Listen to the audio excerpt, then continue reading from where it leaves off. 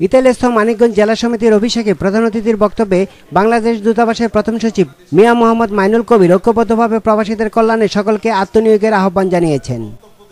রোমের রবার্তো মালাতেসার গির্জার হলে আয়োজিত অভিষেকে ইতালি প্রবাসী বিপুল সংখ্যক লোকের উপস্থিতি ঘটে।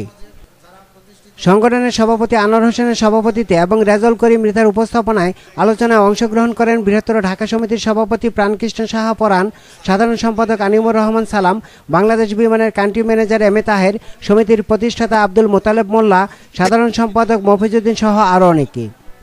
অভিষেকে নবনির্বাচিত কর্মকর্তাদের পরিচয় করিয়ে দেওয়া হয়।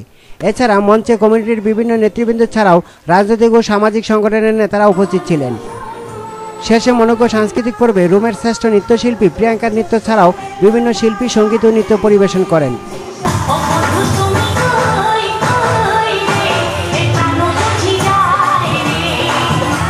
আপন ভাই বোন আমিন খান ও লিপি খানের আবেগময়ী গানে দর্শক শ্রোতারা বিমোহিত হয়ে পড়েন।